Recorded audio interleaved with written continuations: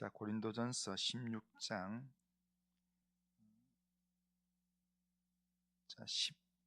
13절부터 24절까지입니다. 자, 13절부터 24절까지 한 절씩 교독하겠습니다. 끼어 믿음에 굳게 서서 남자답게 강건하라. 너희 모든 일을 사랑으로 행하라. 형제들아, 스데바나의 집은 곧 아가야의 첫 열매요 또 성도 섬기기로 작정한 줄을 너희가 아는지라. 내가 너희를 권하노니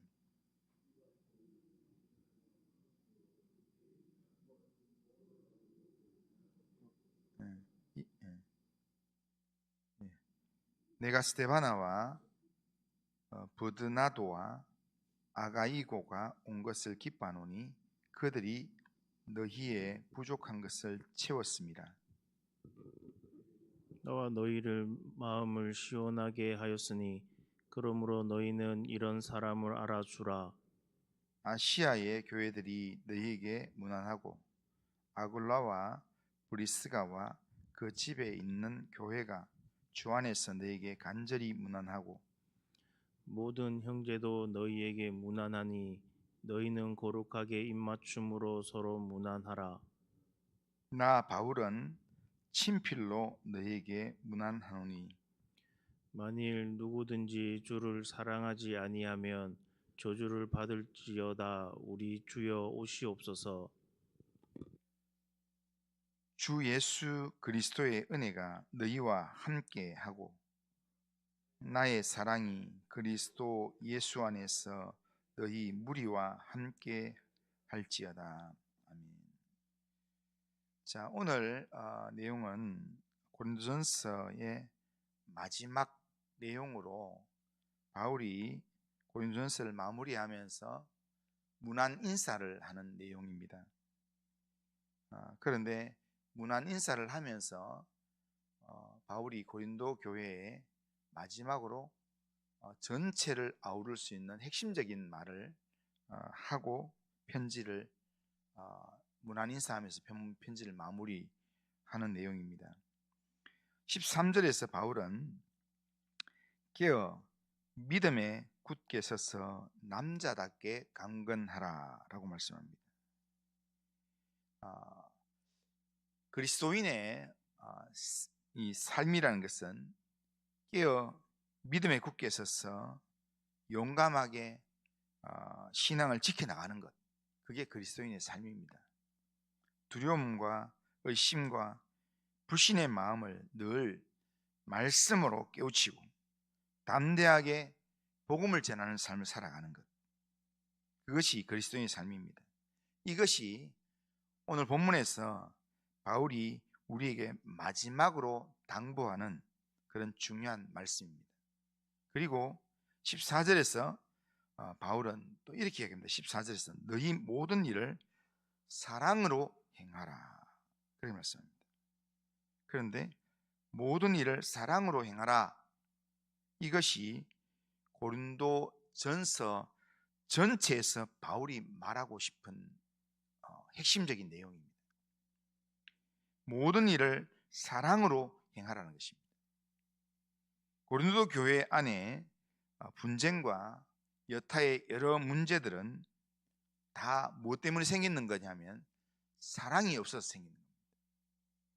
하나님을 제대로 사랑하지 못하고, 그리고 하나님의 말씀을 제대로 사랑하지 못하고, 하나님께서 내게 붙여주신 성도와 이웃을 제대로 사랑하지 못한 것에서 비롯된 모든 문제들이었다는 겁니다. 그러기에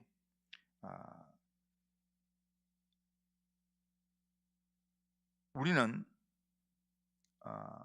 이 교회 생활을 하고 또 일상의 삶을 살면서 모든 일에서 누군가의 잘못을 따지고 정당함을 호소하고 합리화하려고 애쓰기 전에 먼저는 이 고린도전서가 우리에게 말씀해 주는 것처럼 내 안에 사랑이 있는가, 그것을 살펴보아야 합니다.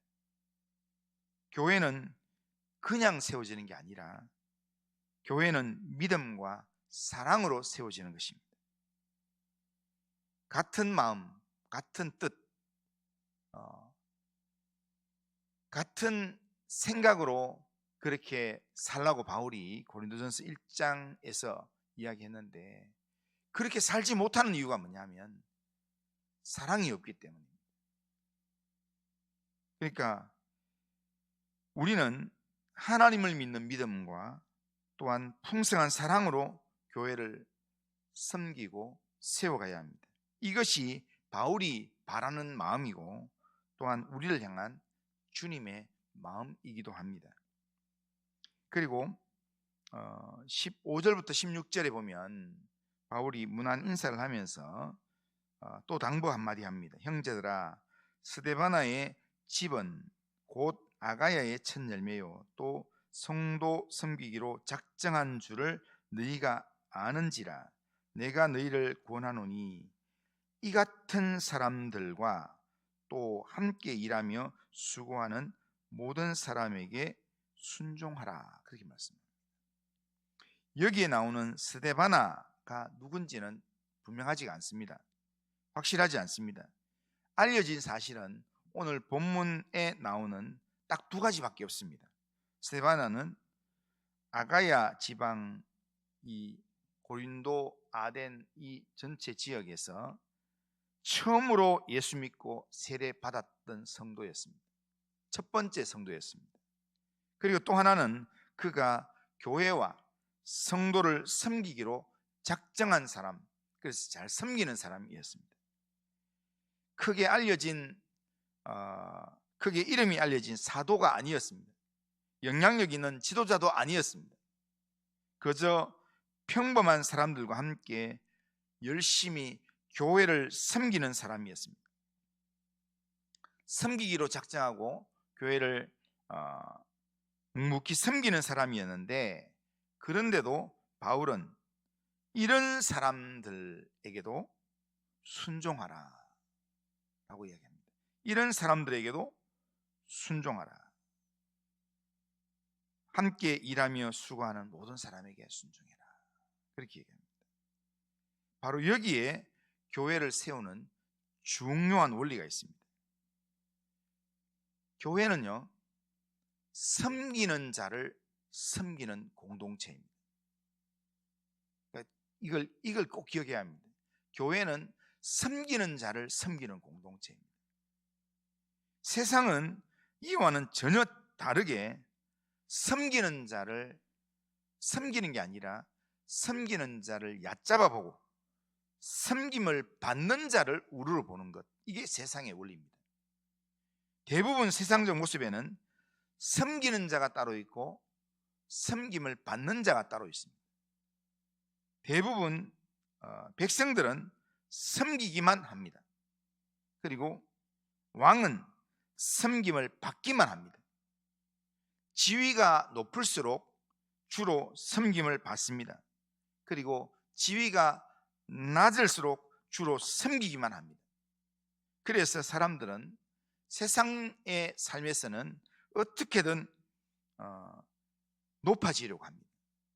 왜냐하면 높아지면 섬기지 않아도 되니까, 섬김을 받을 수 있으니까. 그런데 사람들은 이렇게 섬김을 받는 것, 누군가에게 이 대접을 받는 것, 그것을 행복이라고 생각합니다. 남들을 힘들게 하면서 내가 편한 것이 행복이라고 생각합니다. 이게 세상적인 행복의 원리입니다. 그런데 오늘 요즘 우리가 살아가는 세상에는요, 주로 돈을 가진 사람이 섬김을 많이 받습니다. 돈 없는 자는 주로 섬기는 위치에 있습니다. 교양이 있든 없든 인격자이든 아니든 간에 돈을 가진 자가 주로 대접을 받고 섬김을 받습니다. 그래서 오늘 이 시대에 추구하는 대부분의 사람들의 이 가치관이 돈을 벌어야 된다라는 생각을 하게 되는 겁니다. 그런데 교회는 달라야 합니다. 교회는 섬기는 자들을 섬기고 섬기는 자들에게 순종하는 것, 그게 교회의 중요한 원리입니다. 그게 주님이 우리에게 가르쳐 주신 원리입니다. 마태복음 20장 25절에서 28절에 보면 예수께서 제자들을 불러다가 이르시되 이방인의 집권자들이 그들을 임의로 주관하고 그 고관들이 그들에게 권세를 부리는 줄을 너희가 알거니와 너희 중에는 그렇지 아니하니 아나야 하나니 너희 중에 누구든지 크고자 하는 자는 너희를 섬기는 자가 되고 너희 중에 누구든지 어떠함이 되고자 하는 자는 너희의 종이 되어야 하리라. 인자가 온 것은 섬김을 받으려 함이 아니라 도리어 섬기려 하고 자기 목숨을 많은 사람의 대속물로 주려 함이니라 라고 말씀합니다. 이게 예수님의 말씀입니다. 그리고 요한복음 13장 13절 14절에서는 예수님께서 이렇게 합니다. 너희가 나를 선생이라 또는 주라니 너희 말이 옳도다. 내가 그러하다. 내가 주와 또는 선생이 되어 너희 발을 씻었으니 너희도 서로 발을 씻어주는 것이 옳으니라. 이렇게 주님 말씀하셨습니다. 그러니까 교회 안에서의 이 직분이라는 것은 섬기라고 주신 직분입니다. 그래서 직분이 하나도 없는 사람보다 직분이 있는 사람이 교회 안에서는 더 많이 섬겨야 합니다. 직분이 없는 사람보다 집사로 임명된 사람이 더 많이 섬겨야 합니다. 집사보다 장로가 더 많이 섬겨야 합니다. 집사보다 권사가 더 많이 섬겨야 합니다. 그러나 여기서 중요한 원칙이 있습니다.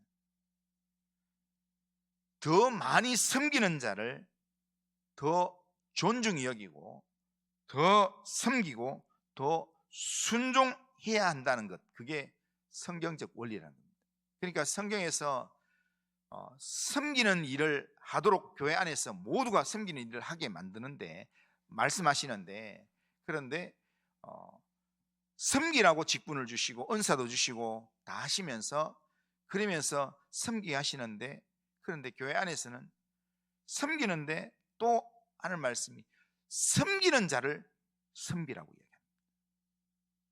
그러니까 가르치는 자를 더 존중히 여기고 섬기는 자를 더 존중히 여기면서 더 순종하고 그러면서 할 때, 그렇게 섬기는 삶을 살 때 교회는 모두가 다 섬기는 사람이 되는 겁니다. 그러니까 모두가 다 왕이 있는 자리에서는요 아무도 섬김을 받지 못합니다. 그런데 모두가 다 왕을 섬기는 자가 되면 모두가 다 왕의 대접을 받는 사람이 된다는 겁니다. 예수님은 왕이십니다. 그런데 예수님은 섬김을 받는 일의 왕이 아니라 섬기는 일의 왕이셨습니다. 섬기러 이 땅에 오셨다고 말씀하십니다.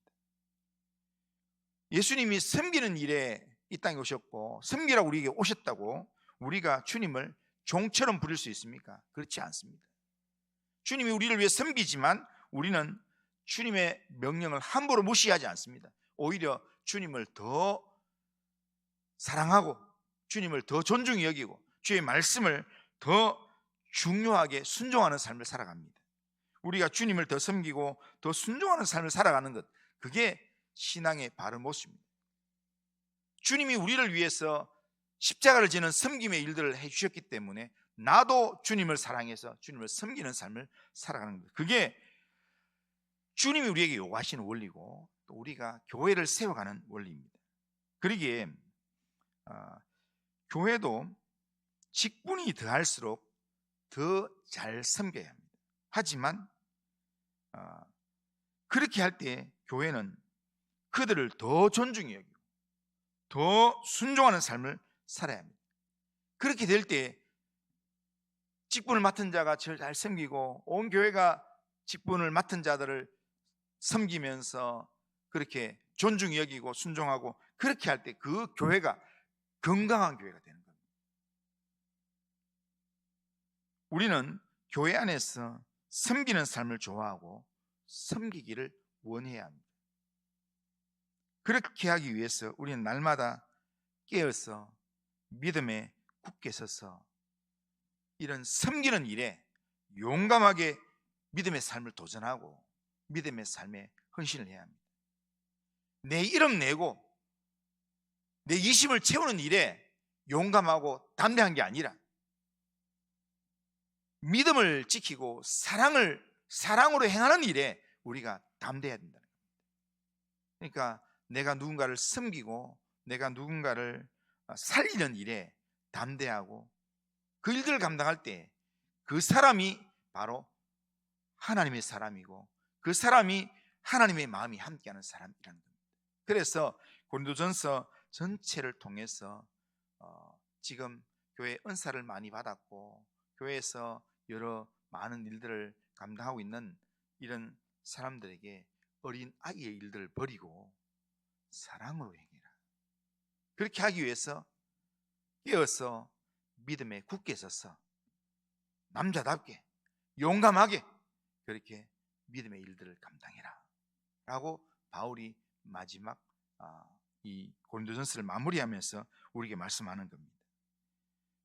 오늘도 이 하루 살아갈 때 하나님께서 우리에게 원하시는 삶, 이 사랑으로 행하라 라고 하는 이 말씀은 우리가 오늘 하루만 붙들어야 될 말씀이 아니라 우리의 남은 평생에 우리가 붙들어야 될 내용입니다. 고린도전서 1장부터 16장까지 긴 장으로 있지만 이 고린도전서 전체를 아우를 수 있는 딱 한마디를 붙들어라 하면 바로 사랑으로 라는 단어를 할 수 있습니다. 그러니까 사랑으로 섬기고 사랑으로 행하면 교회를 세우게 되고 하나님의 영광이 되는 삶이 된다. 오늘 이 하루 하나님 앞에서 우리의 주어진 여러 삶들을 살아갈 때 사랑으로 섬기는 삶을 살고 그리고 섬기는 자를 더 섬기고 존중히 여기는 삶을 살아가는 우리 모든 성도님들 다 되시기를 주님의 이름으로 축원합니다. 그리고 하신 하나님 아버지, 오늘도 우리의 삶을 하나님께 맡기며 오늘도 하나님의 사람답게 하나님 아버지여 깨어 믿음에 굳게 서서 하나님의 사람답게 살 수 있길 원합니다. 하나님 사랑으로 하나님 아버지 행하는 그런 우리의 삶이 되길 원합니다. 모든 일을 하나님 사랑으로 감당할 수 있도록 하나님 우리에게 은혜를 베풀어 주시고 하나님 정말 하나님께서 내게 주신 그 모든 상황을 주의 일을 하나님 믿음으로 감당하면서 하나님 잘 섬기는 사람으로 살 수 있도록 인도하여 주옵소서. 하나님 아버지 섬기는 자가 하나님 아버지여 섬김을 받는다고 말씀하셨고 또한 섬기는 자를 섬기라고 말씀하시는 하나님 우리의 이 말씀을 기억하면서 오늘도 우리의 주어진 삶에서 잘 섬기는 자로 또 섬기는 자를 잘 섬기는 그런 삶으로 살 수 있도록 인도하여 주옵소서. 예수님의 이름으로 기도드리옵나이다. 아멘. 하늘에 계신 우리 아버지여 이름이 거룩히 여김을 받으시오며 나라가 임하시오며 뜻이 하늘에서 이루어진 것 같이 땅에서도 이루어지이다. 오늘 우리에게 일용할 양식을 주시옵고 우리가 우리에게 죄 지은 자를 사해 준 것 같이 우리 죄를 사해 주시옵고 우리를 시험에 들게 하지 마시옵고 다만 악에서 구하시옵소서. 그 나라와 권세와 영광이 아버지께 영원히 있사옵나이다. 아멘.